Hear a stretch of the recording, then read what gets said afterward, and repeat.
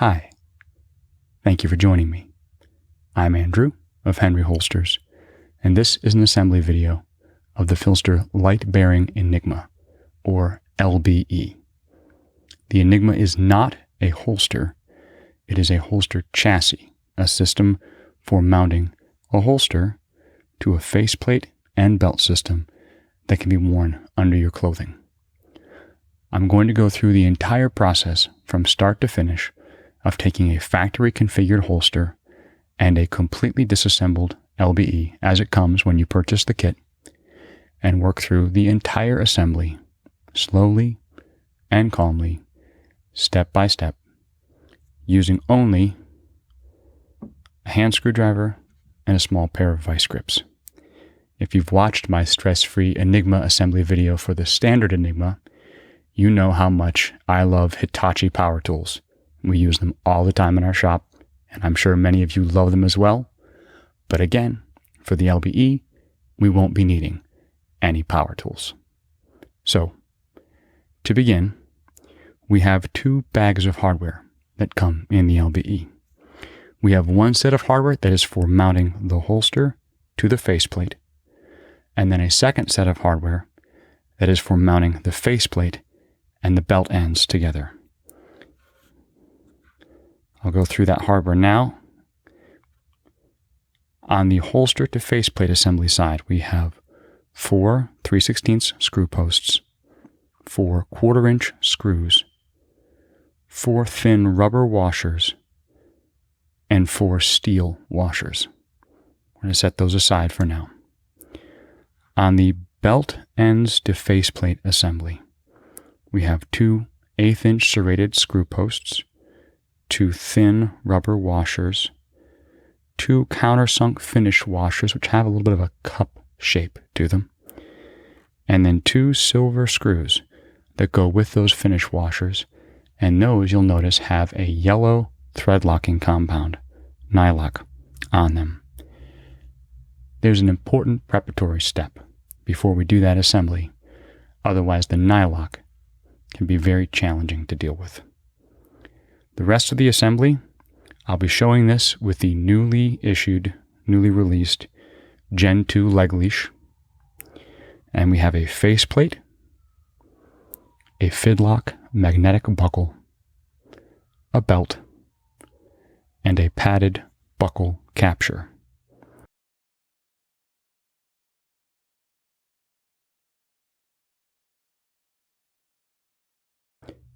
You'll note that right down here are a few pieces of hardware that I haven't mentioned yet.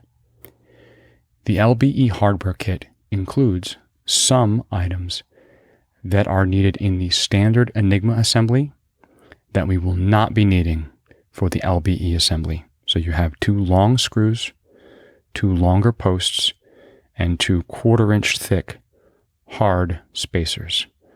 We're not going to need those for this assembly at all. However, I'm going to hang on to 1 long screw post to help me with the preparatory step for the nylock. So we'll do that now.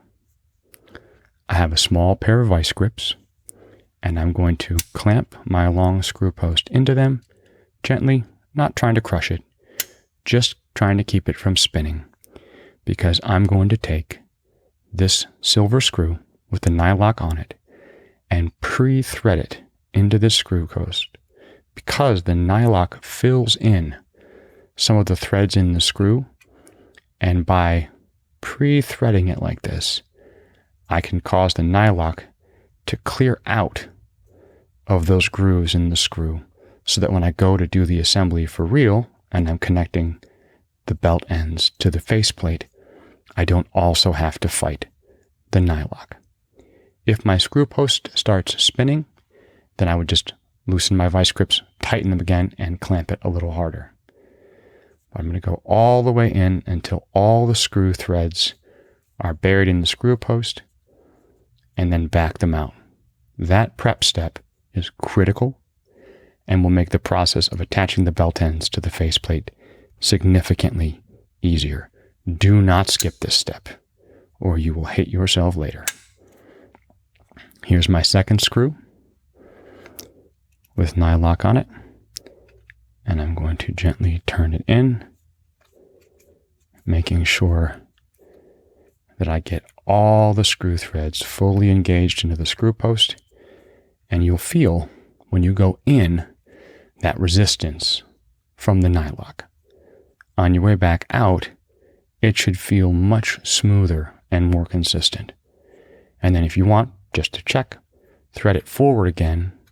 And while you'll still feel a little bit of resistance, a little bit of tackiness from the nylock on the threads, it should go in much more smoothly with much less resistance than the initial time. Once those screws are prepped, I'm going to set them down, and I don't need the vice grips or the long screw post anymore. So I'll set those aside. Next, we'll assemble our fidlock buckle and the padded buckle capture. The buckle capture has two sewn-in tabs, one narrow and one wide, with a slot through it. We're going to use this to connect the buckle and the longer portion of the belt. The fidlock buckle opens by grabbing this tab and pulling it up, which moves this metal faceplate piece and disengages the locking mechanism.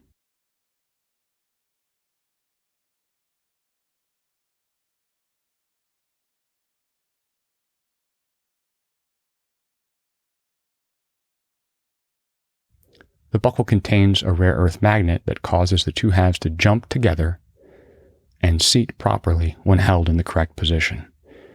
So I'm going to unlock these, and then we're going to take the female portion that does not have the tab, and we're going to assemble this with the padded buckle capture.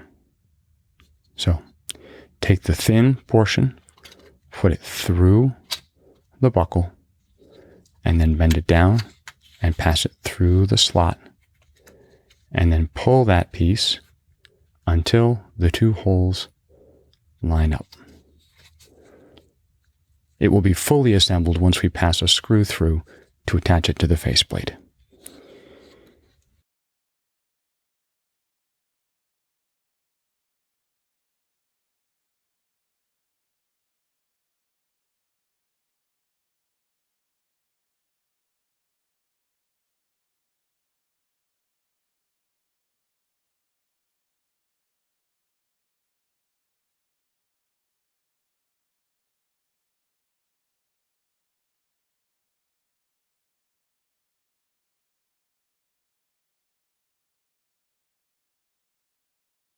Now, take your faceplate. The LBE and the standard Enigma are both completely ambidextrous, and this is a right-handed assembly. For a left-hand assembly, you'll turn over to the back side, which will not have the axle marking. For a right-handed assembly, the axle branding is on the face. For a left-handed assembly, no axle branding on the face. But for a right-handed assembly, I'm going to attach my buckle capture to the top outside hole at the corner here. The order of this hardware is critically important. I'm going to take my screw post, my short screw post with serrated teeth pressed into it, and put it up through that hole from the back. Then take my thin rubber washer, set it over that screw post.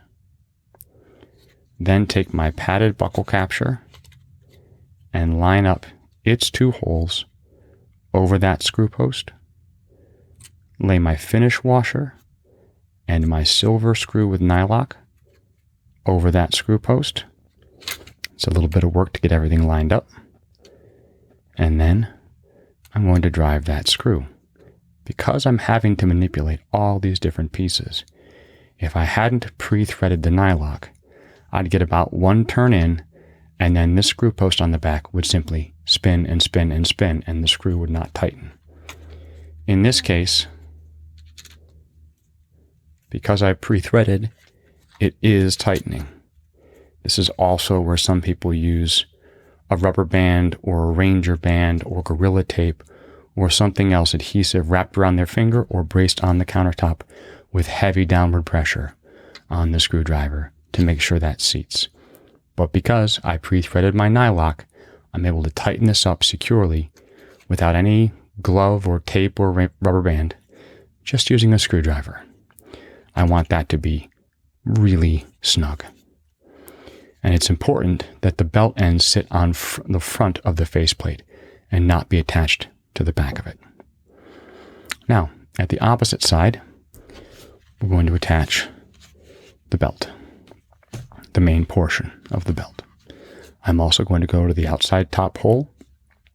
This end is a little easier to handle because I don't have as many parts to line up. So the hardware stack will be the same. I'm going to take my serrated screw post, put it through that hole from the back,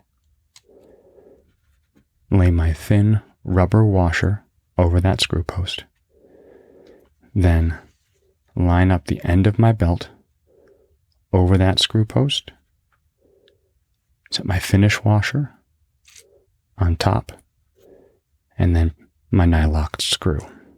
And then take my screwdriver and gently start threading to make sure that I'm not cross-threaded.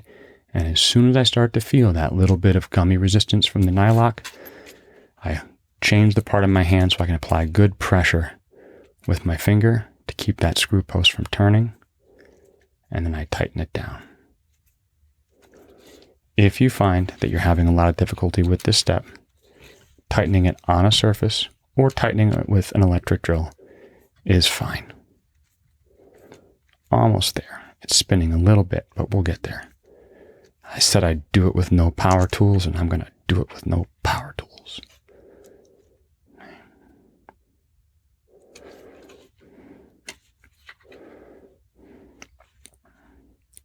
Now both ends of my belt are attached to my faceplate.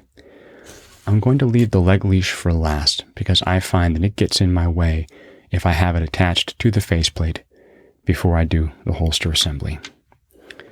But to finish the belt assembly, I'm going to take my belt and thread it through the male portion of my fidlock buckle, from the back up and back through. Take out that loop, and now my adjustable belt portion is finished.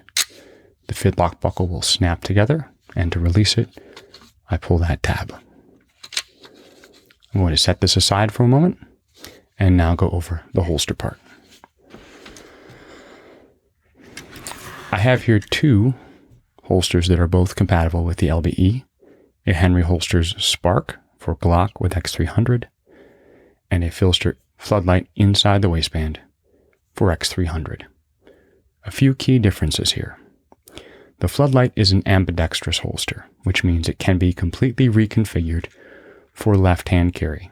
We will have a separate video on that because it also involves taking all this mod wing hardware off, converting the mod wing from right to left-hand configuration, and then remounting all that hardware on the other side. You'll see that both these holsters have a pattern of slots near the bottom of the holster. This is critical.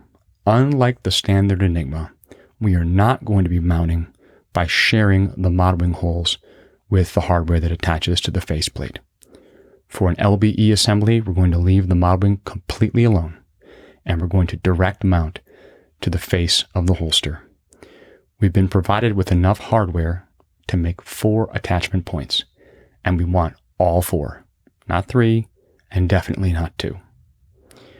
For this video, I'm going to assemble with the Henry Holster Spark, so I'll set the floodlight aside for now. From the factory, I call it the factory, it's my shop. From the shop, a Henry Holster Spark will come with either soft loops or will have overhooks, like grip hooks or discrete carry concepts clips mounted to these slots. We're going to strip all the hardware off the face of the holster and then use these slots and this hardware to attach it to the Enigma faceplate. So, to open my pull the dot snaps, I snap them out and down And then I'm going to use a screwdriver to remove those 2 screws, take off the loops and the screws, spacers, and posts that are with them. And then I'll have the stripped down holster shell.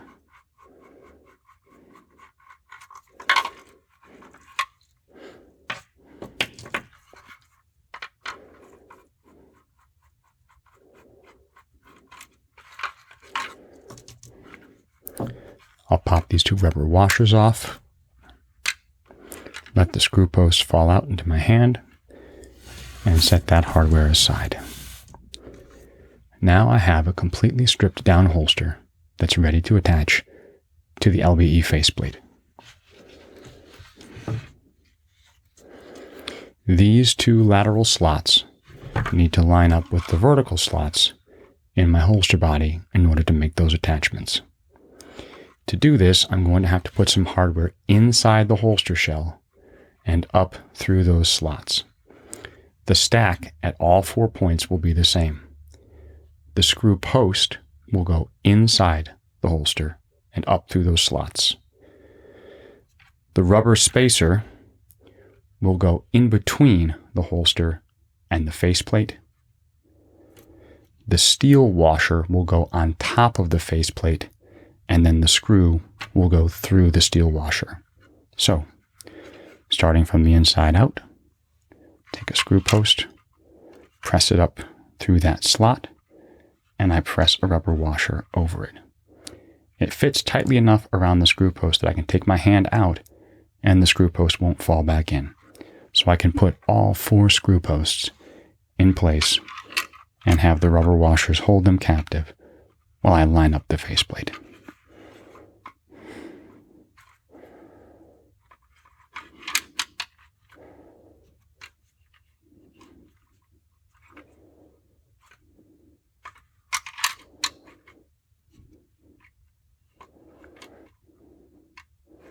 It's important that you not use the steel washers here, even though they would do the job of spacing, because we need them to provide a bearing surface against the slot so that the screw has a nice hard full contact surface to bite against.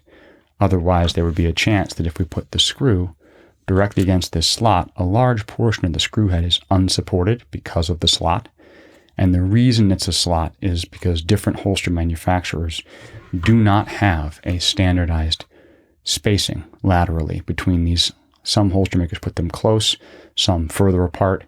And so to make the LBE as adaptable as possible to as many different companies' light bearing holsters, it was developed with these horizontal slots. So now that I have my screw posts and rubber washers in place, I'm going to line my holster under my faceplate and then begin putting my screws in. Doesn't matter where you start, but you must not forget the steel washers. So I set a steel washer down over one of the screw posts, set my screw on top, and I have my finger holding the screw post from underneath to keep it from spinning while I get started. I'm not tightening these down tightly. I'm just making sure that I have enough thread engagement that the hardware won't fall apart. And then I'll adjust the position of the holster relative to the faceplate and then snug them as my final step before then attaching the leg leash and completing my assembly. So these 2 are in and they're loose, and I need to slide the whole thing over a little bit to get over my other 2 screw posts. Steel washer, screw,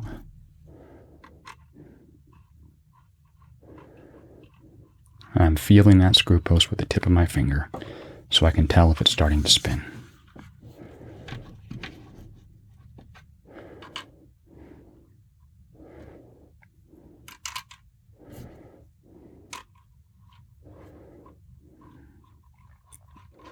Now that all 4 of my screws are in but loose, I'm going to adjust the neutral position of my holster in relation to the faceplate.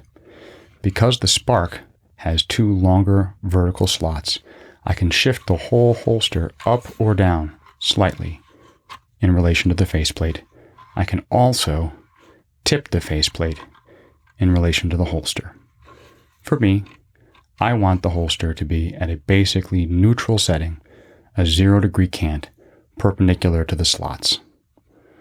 Once I'm there and it looks good, I can see a little bit of my modeling is showing there. I'm going to move the faceplate up just a little bit to cover that, and then tighten these down. If they won't tighten as much as I like, I may still have to press on the screw post a little bit from the inside to get that last high quality turn.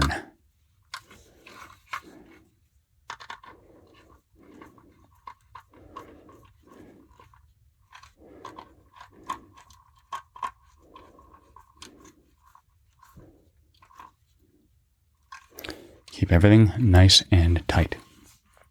Now, the leg leash will attach through this slot here. A note on shorter holsters. If you have a holster for a Glock 19 with a TLR7, or something with an XC1 or XSC or any of the smaller compact lights, and your holster is shorter than the faceplate here, there's no reason why you can't take this tab, bend it back, and use that slot to capture it under the screw here to keep it out of your way. If you find that this tab protrudes off the edge of the holster and it gives you a comfort issue, you can bend it out of the way. However, I do not recommend that you cut this material. It's Tegris, which is a woven polypropylene laminate, and if you just cut it with scissors, it will delaminate. Even if you seal it with a lighter, it will not be as strong as the factory laser fused edge. So bend it out of the way instead of cutting it. The leg leash is the newly released Gen 2 with this neat new buckle. You have one end that has a sewn loop. I'm going to pass that through the slot from the back and then pull the entire rest of my leg leash through it. This knot is called a girth hitch, which I remembered from last time, and maybe you did too. If you didn't, now you've learned another new thing today. So once the girth hitch is attached, my LBE assembly is complete. Many light-bearing holsters, like the Floodlight and the Spark, have adjustable retention spacers that allow you to cause the holster to bite more or less tightly on the light body. Those are still accessible because of the cutout in the LBE faceplate, so you don't need to take the holster off the faceplate to adjust the holster retention. To wear this now, the only adjustments I would still need to make would be adjusting the belt to the circumference of my waist by taking slack out of it there, and then I would adjust the drop on the leg leash, the distance from this point to where the buckle sits on my thigh, and then the circumference of the leg leash by taking slack through the buckle and back out through this little tri-glide.